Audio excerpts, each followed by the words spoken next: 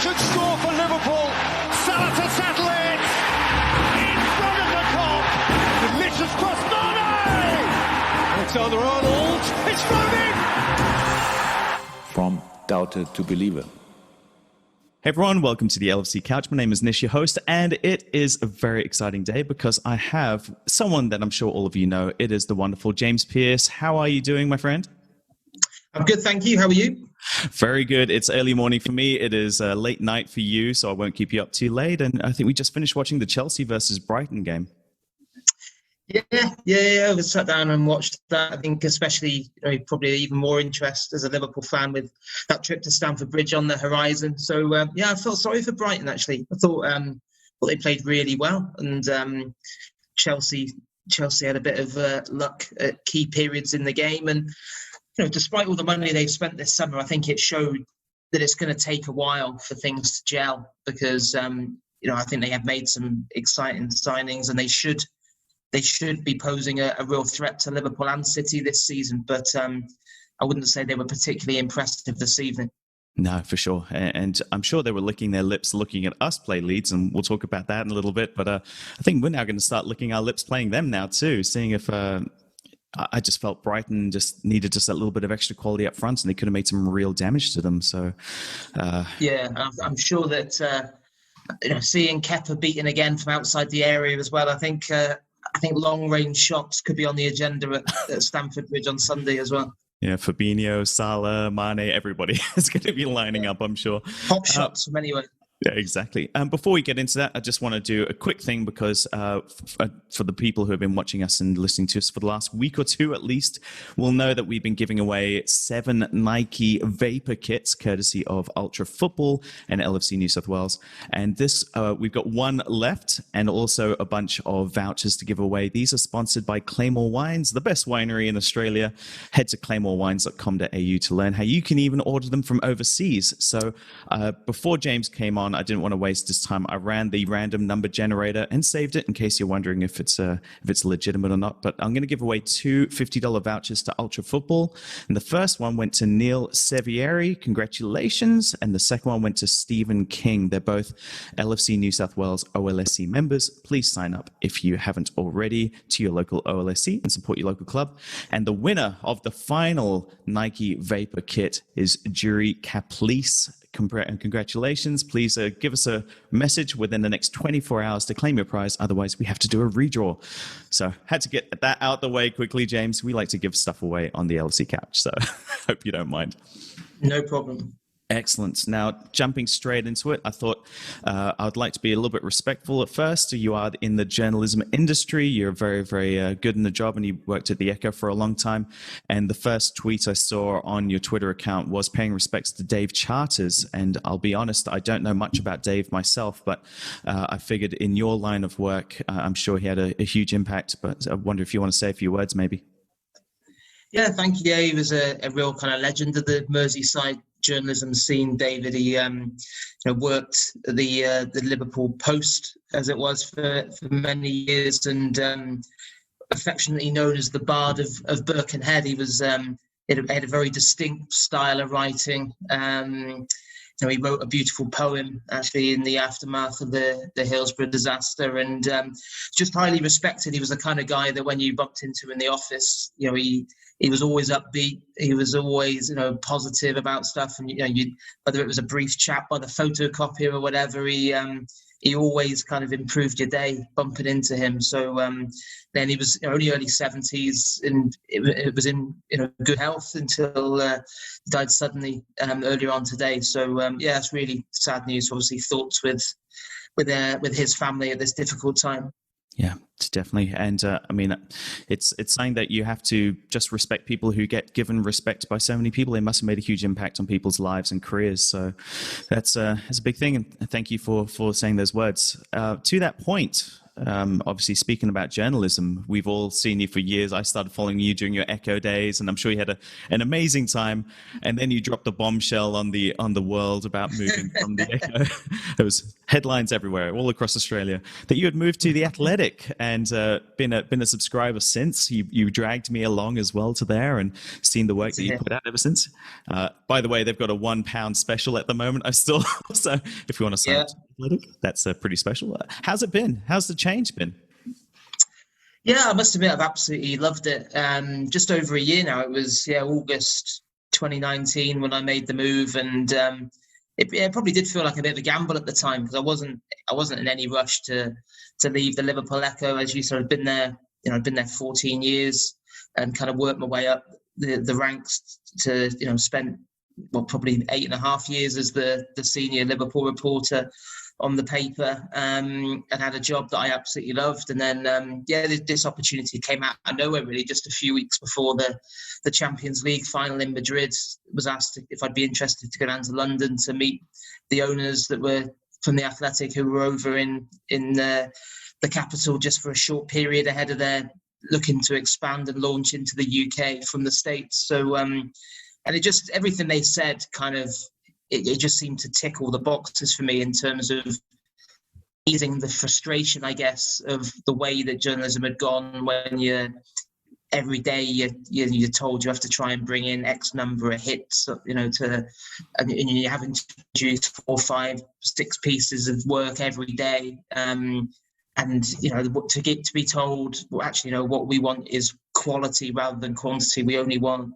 say, 3 things a week, but we want those things to be like really well researched. And if you get a proper interview, we want it to be, it can be 3,000-4,000 words if it's worth it.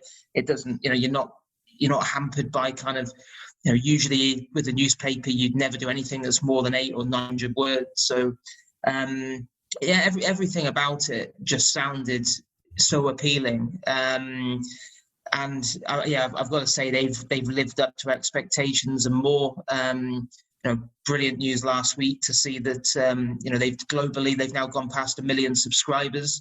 Like all kind of media organisations and businesses in general, I think clearly a tough time with COVID-19 and especially not having football for so long. So real relief that kind of weathered that storm and seems to be going from strength to strength. And it means a lot getting, had a lot of nice comments and feedback about the Liverpool coverage that myself and Simon Hughes have produced. And, of course, it wasn't the worst first season to have at the Athletic, being able to write about the end of the 30-year drought. So I just hope there's plenty more success to come. Yeah, decent start. It's very exciting when you start a new role, you start a new job, and suddenly luck starts turning in your favor and the favor of the business itself that's going in it. And I think it's always exciting. In my day job, I work with small businesses all the time. That's what I do. And seeing you weren't exactly small, but you came in at a burgeoning level of the Athletic, and seeing it develop over time must be extremely exciting. From your point of view, what's been the major difference, though, in your style of work? I know your writing has changed, but the style of work, your style of day-to-day living, you still doing the same sort of gig, but you just get to write different work? Yeah, I think I'd say it's just a lot more rewarding where now you're only really ever writing about things that are topics that deserve to be written about, and analysis of issues that deserve to be written about, and interviews that, you're not ever just kind of filling gaps and, we need something, can you do 300 words comment piece on whatever that, deep down you might have thought doesn't really need a comment piece, this, but because you've got to produce that amount of content, that was what it was like. So I think that's been a big shift, is being in a position now where I'm not hampered by kind of print deadlines, and even on like night matches it's so different not having to, the stress of almost having to type throughout the second half, because you're up against it time wise, and at the Echo you might only have half an hour after the final whistle to get everything done. And now I'm in a position where if I go to a night game, I don't file till the following morning.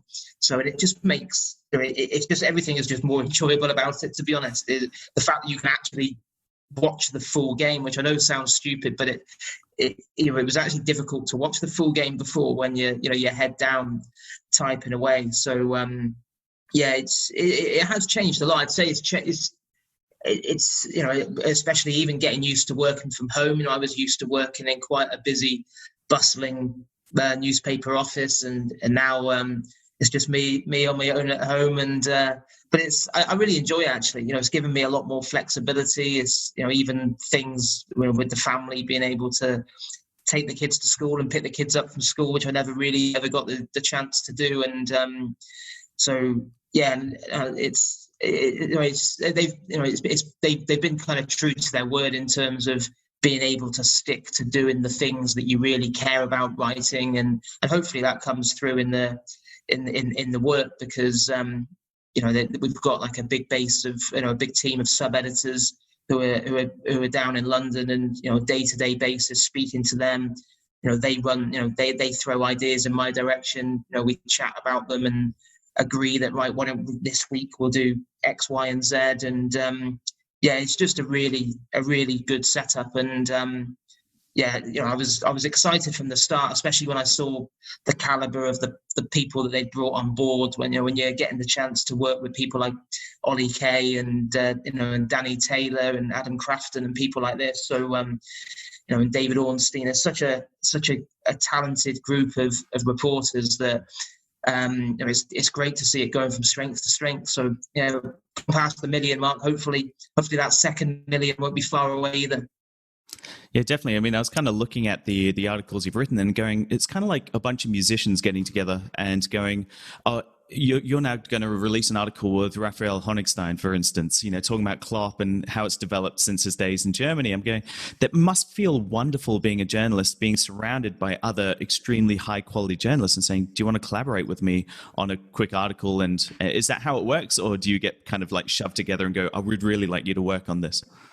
No, I must admit, that's been one of the great things, is how everyone has been in it together, and that collaboration is very kind of natural, that everyone tries to help each other out. We've got like the Athletic WhatsApp group where on a daily basis people are throwing in there. I don't suppose anyone's got a number for whoever, and it never ceases to amaze me. Someone's always got the number. It is amazing. Sometimes you see some of the names that are requested and you think, as if someone's got a number for him.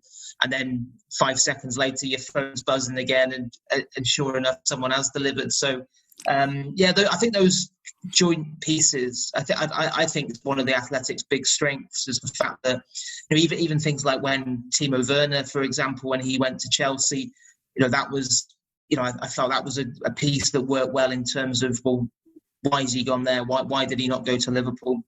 And you had that, us guys who cover Liverpool, the ones who cover Chelsea, Rafa Honigstein with his knowledge of the German side of things, everyone kind of working together and chipping in to produce one hopefully definitive read on the issue. And we've done that quite a few times about, I think they tend to be the pieces that work the best as well, that seem to generate the most interest, are read by the most number of people, because I think, when people see that there might be 4 or 5, even 6 journalists working on it, then you kind of think, well, that there's going to be a hell of a lot of detail in here that I'm probably not going to be able to get anywhere else.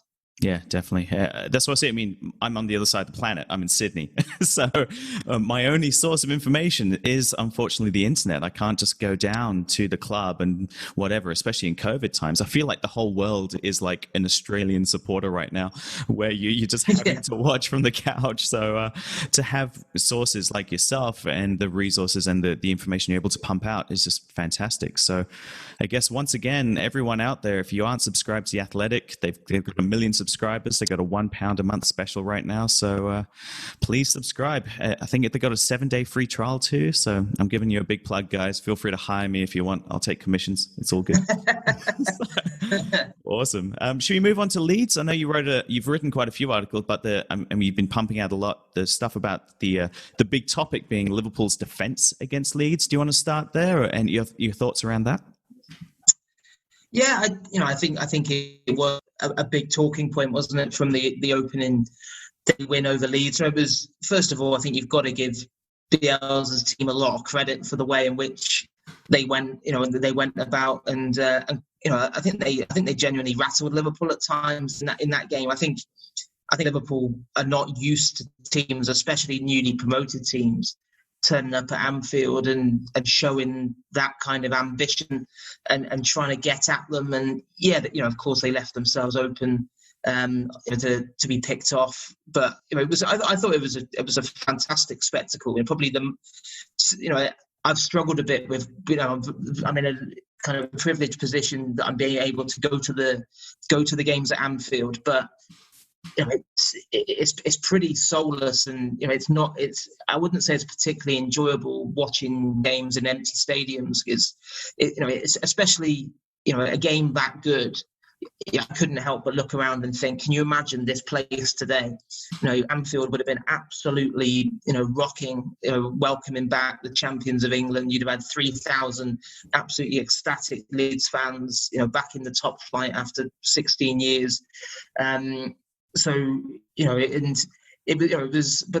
was like probably the best game of football I've seen behind closed doors. But yeah, I think the worry for me was of how vulnerable Liverpool did look defensively at the time. I think all three goals were pretty horrendous in terms of when you break them down, and they all should have been avoided. They were, it was a real mix really of kind of individual errors, lapses in concentration, but also I think a few kind of structural issues in terms of the shape not being right, the protection in front of the back four not being good enough, even the way Liverpool pressed. I think Klopp mentioned it in his post-match press conference about how kind of Firmino went too early and there was no one behind him, and as a result Leeds were able to build play pretty much unchallenged from the back at times, and it wasn't a one-off. I think people will point to, it was similar in a way to Norwich at home on the opening day of last season when, if you remember rightly, Liverpool ended up winning comfortably in the end 4-1, but Norwich had a lot of chances that night. But I don't think it can just be written off, because I think I was looking at the numbers, and you go back to middle of February onwards. I think it was probably when we won 3-2 against West Ham and then went and lost 3-0 at Watford.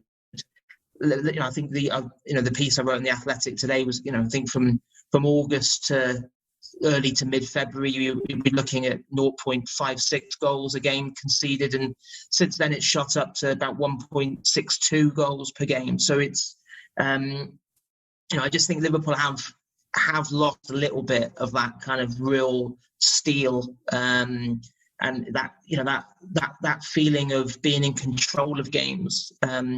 They need to get that back because, especially with Chelsea on the horizon and then Arsenal, there does need to be a real collective improvement, I think, off the ball.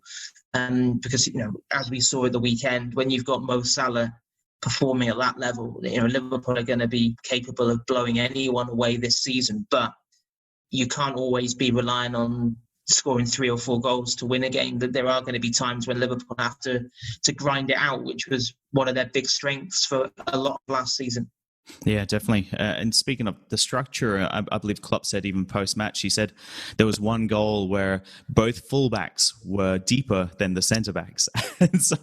and then he went on to say, well, we had, all the back line was away with 3 different nations. And to have that kind of that development and that kind of training and build-up and practice for the first game of the season is not easy. And then you have the people who are in France that you kind of point out the people who played really well, the ones who were at Melwood getting ready.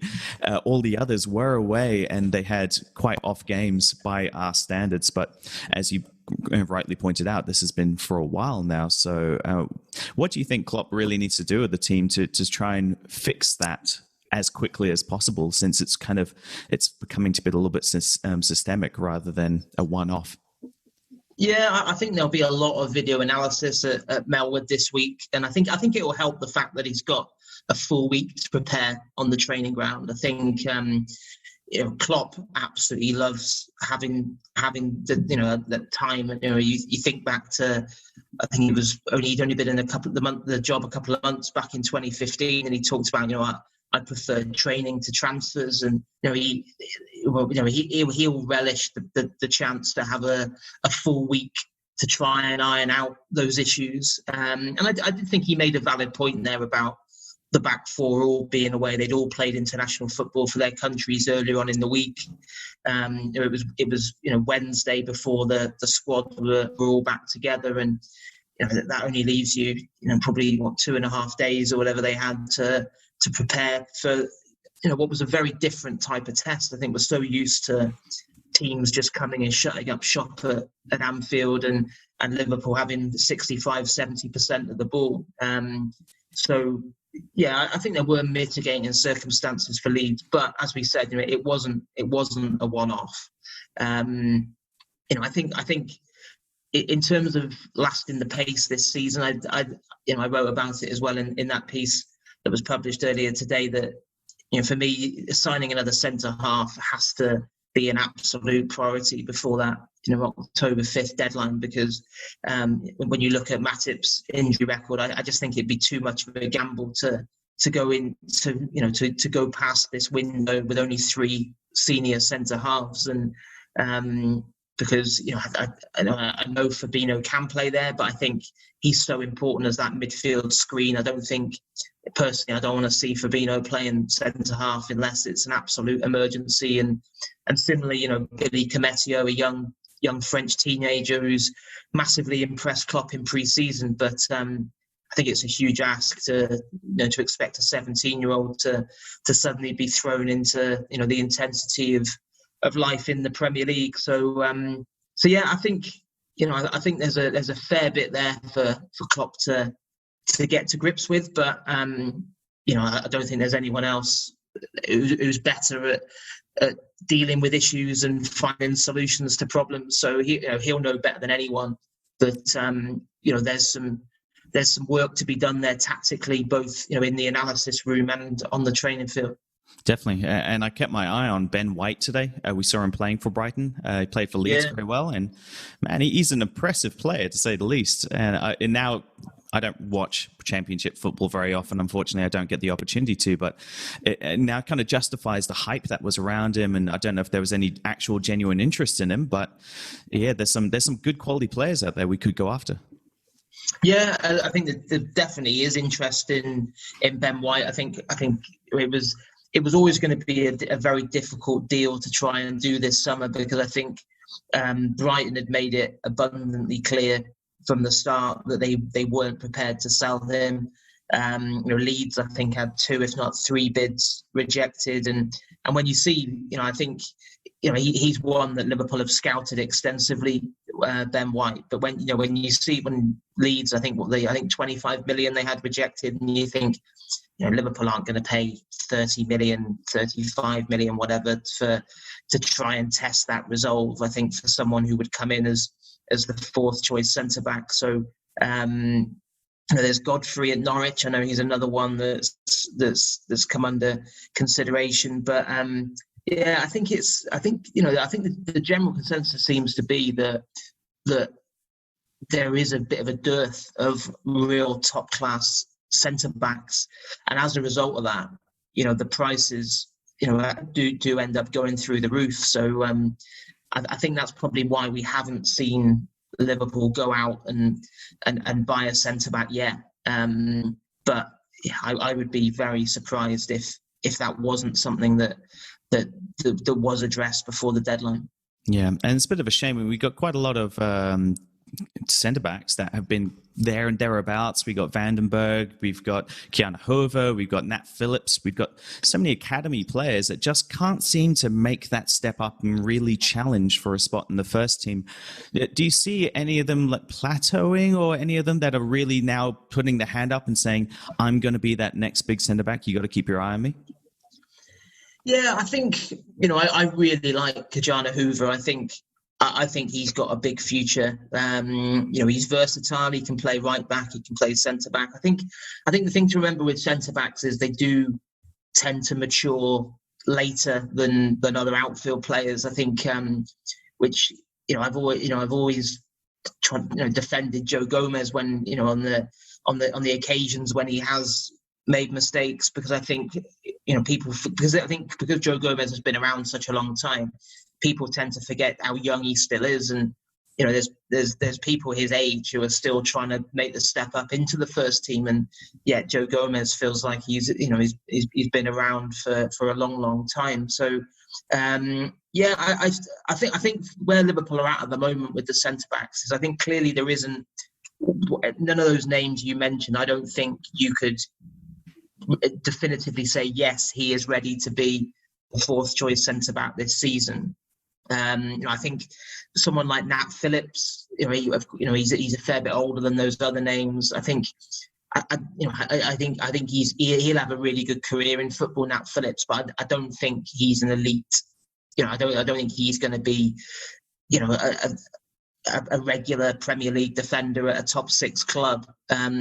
So I would expect Nat Phillips to leave before the deadline, probably permanently. I know there was a fair bit of interest in him from the Championship, Bristol City, Middlesbrough, I think Nottingham Forest as well were keen on him. But yeah, someone like Hoover I've still got real high hopes for. And, Sepp van der Berg, I didn't think he had an amazing first season at Liverpool last season. But again, he's still so young. I think it would be very harsh to judge him yet, because he's still a kid. He came from from Holland, adjusting to a new way of living and all the rest of it, a new style of football. So there are some really good kids coming through. I mean, Cometio, the staff at Melwood and the academy been absolutely buzzing about his potential, because physically, you look at him, I saw in one of the pictures when they were in the training camp in Austria, he looked like he was kind of towering over Van Dijk. He's an unbelievable athlete, but he's also very accomplished with the ball at his feet. And I know the senior players loved having him around in Austria. They said that in terms of just being a really good kid to have around, positive and eager to learn and listen, and not a hint of arrogance, just really humble. So I think where Liverpool are at is they've got a couple of really, really good young defenders coming through, but they're not quite ready. So that makes me wonder whether they probably don't, in terms of bringing someone else in, it could be someone that maybe only does a job for a couple of years, in the knowledge that, well, in 2, certainly 3 years' time, Hoover or Cometio, will be ready, as long as their development continues on the same vein that they're in at the moment. Yeah, nice. So still on the Leeds game. So what, apart from Salah playing at, basically Ballon d'Or levels, going to score 100 goals this season, what are the other key positives you can take away from that win? I think it was.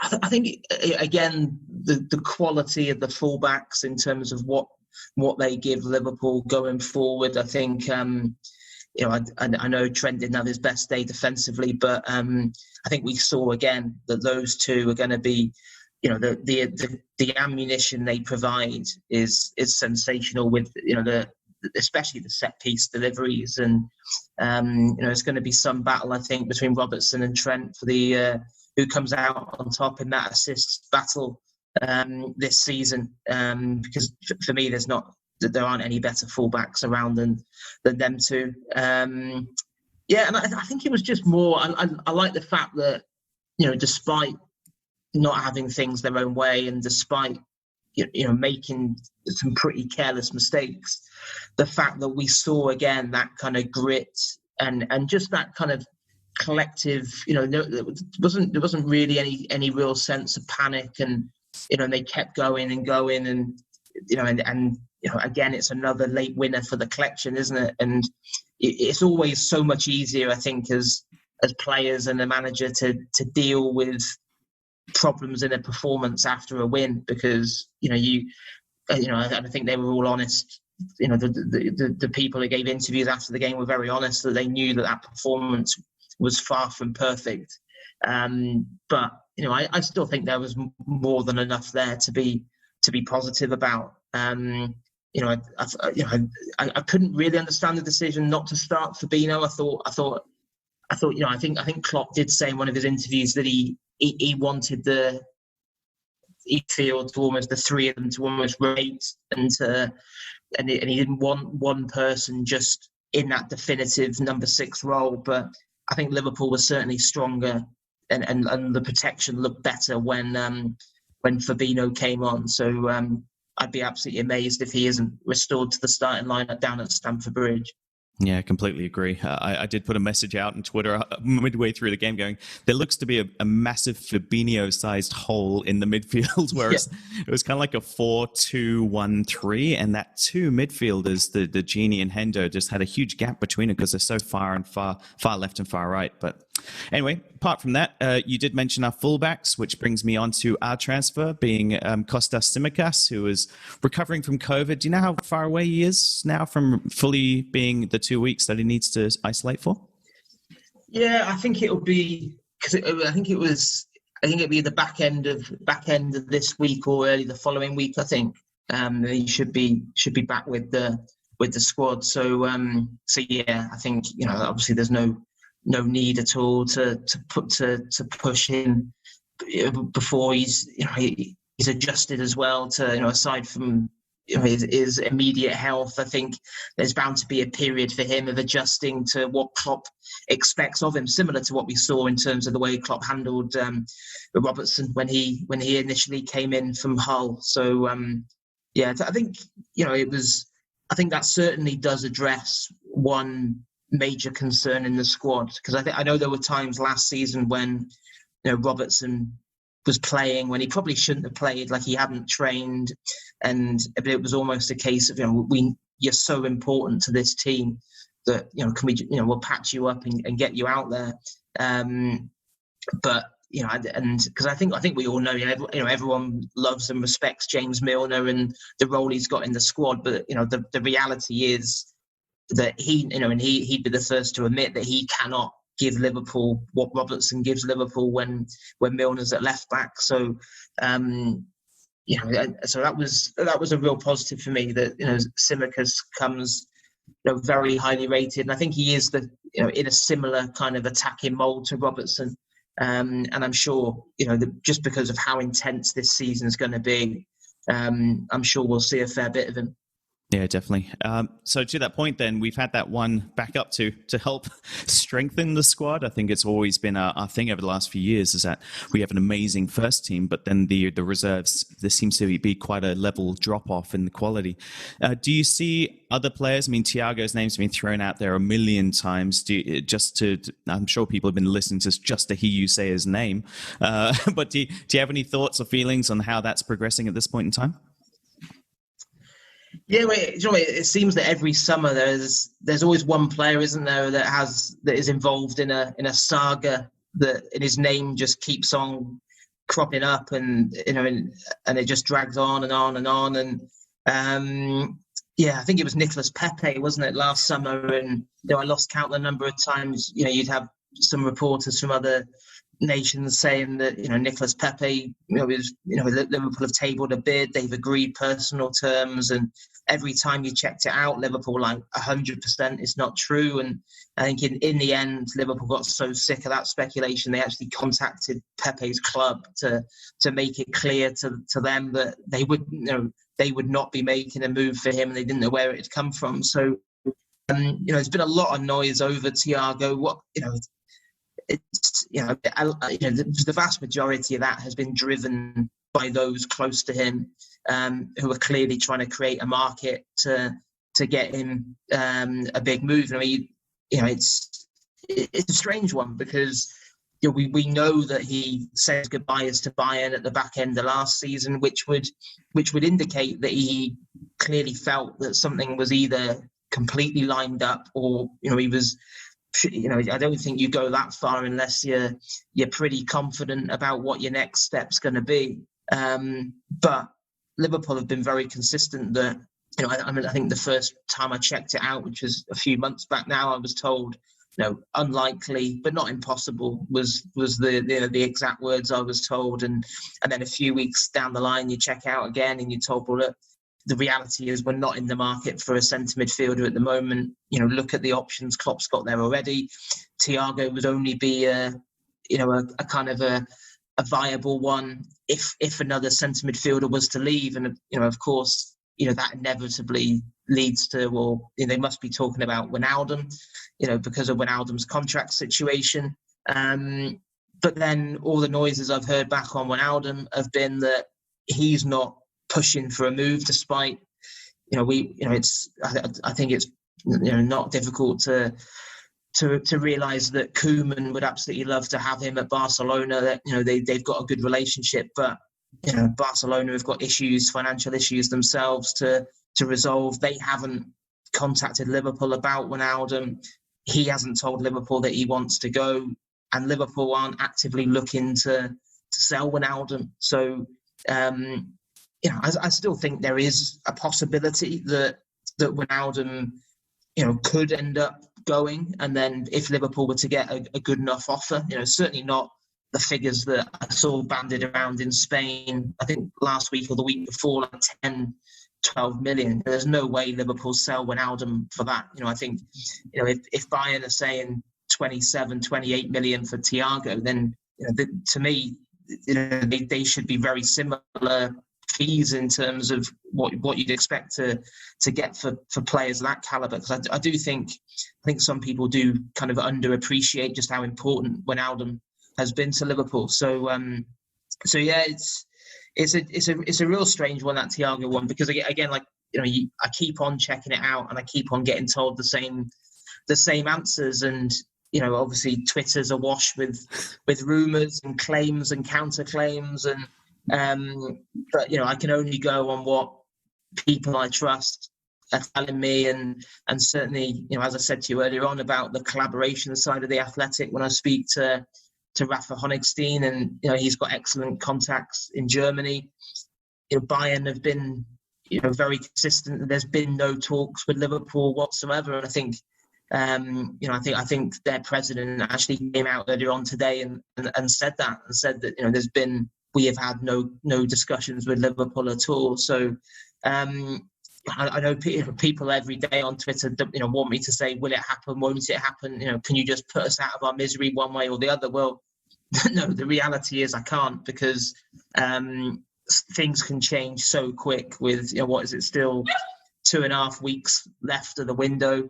And I think in terms of incomings for Liverpool, what we also know is that a lot depends on how much they can generate from sales, because I know people don't like to hear it because they think, well, hang on a minute, we're the Premier League champions who won the Champions League the season before.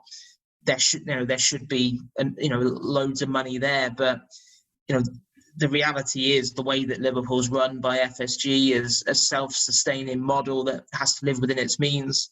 It's all there in black and white in the accounts. FSG don't take money out of the club, but they also don't pump their own cash into it. And I spoke to someone high up last week who said that COVID has now cost Liverpool kind of in excess of 100 million in pounds in terms of what they would have expected to have got and what they're now budgeting for.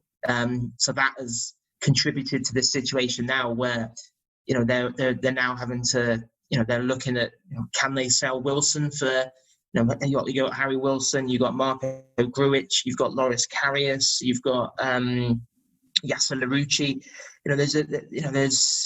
There's a lot of players there who Liverpool, I think, would have expected to have received 20 million plus offers for, but because of COVID they haven't, and at the moment that means they haven't got much to play with when it comes to trying to bring other new players in. Awesome. Thanks a lot, James. Interesting to hear insights, especially it's just something that we don't get to see as regular fans, understanding the kind of connections that you have with the players, with the team, with the club, with the contacts you built up all these years. So amazing insights, and appreciate them as always. I'll just do a couple of really quick fan questions before we wrap up for today, because I know I've taken up a lot of your time. Thank you for that. So the first one's from Liz, who is at TAA. I'm going to guess that's T Trent Alexander Arnold, Liz. She asks, what's been your favorite game you've seen at Anfield?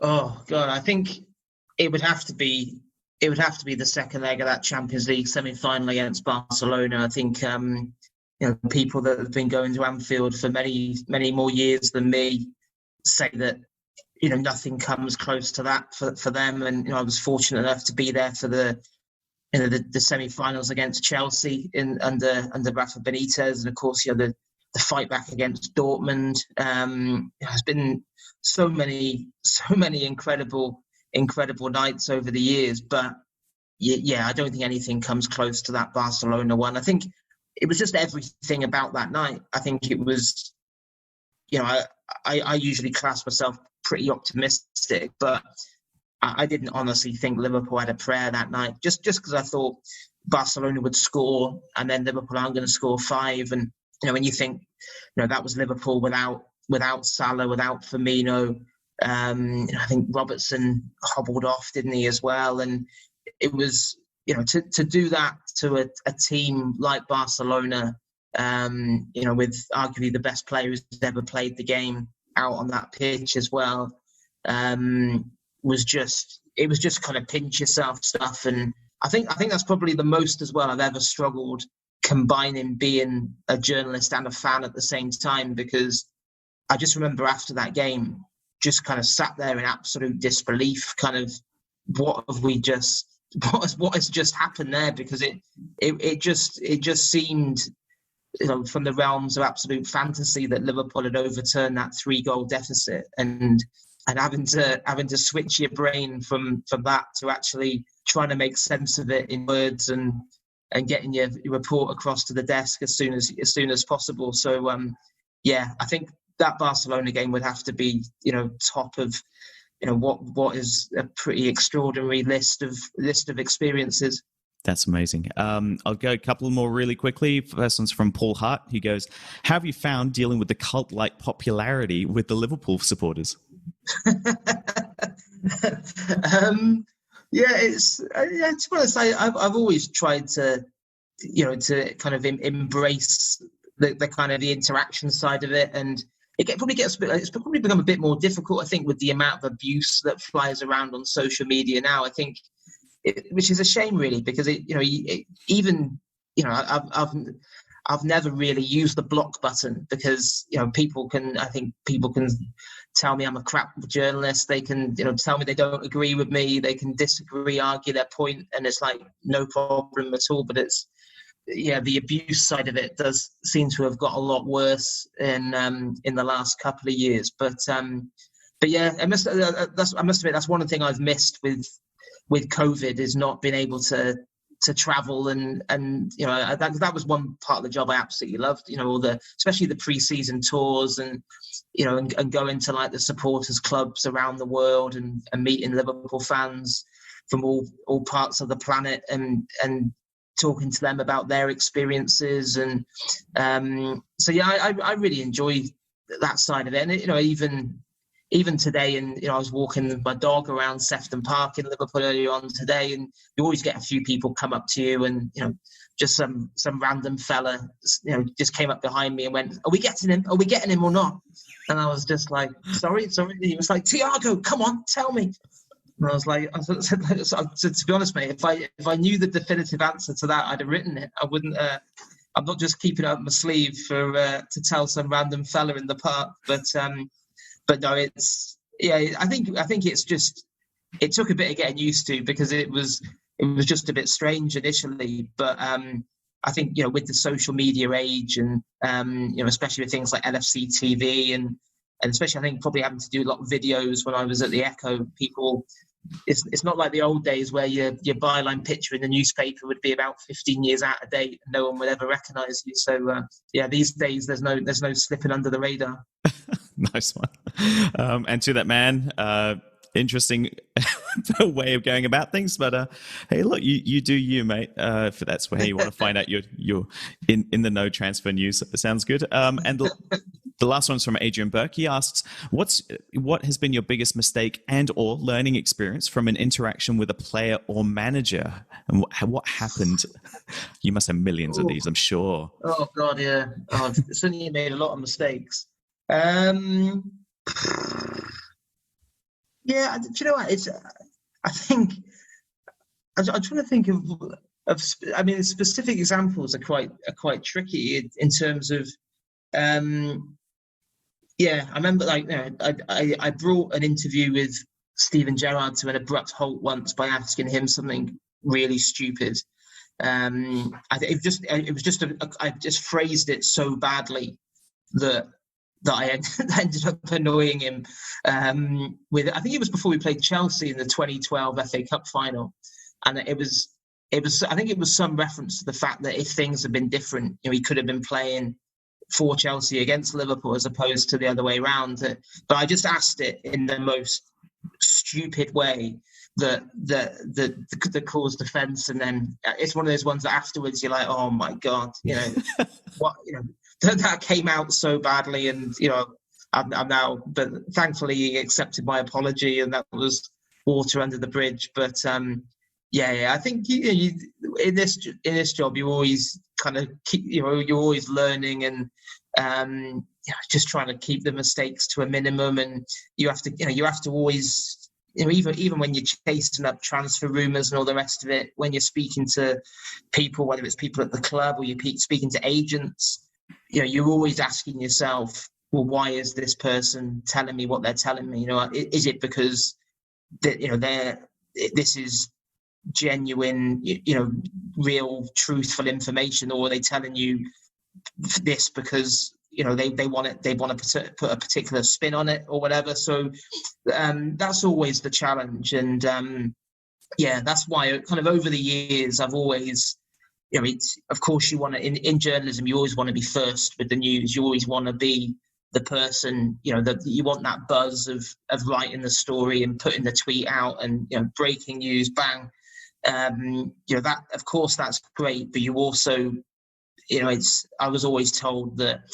And I've always tried to keep this. It's a lot better to be second and right than first and wrong, and that's why I always try and double check and triple check and be 100% sure, because if you take a flyer or you go with something that you think might be right, then people tend to have very long memories, and they don't remember the 6 or 7 out of the 10 you did get right. They'll keep reminding you about the 2 or 3 you didn't. So I think it has been it's from joining the Echo to now, it's been just over 15 years. So I probably cringe when I think back to some of the earlier interviews I did, and but I think you never kind of stop learning in this trade.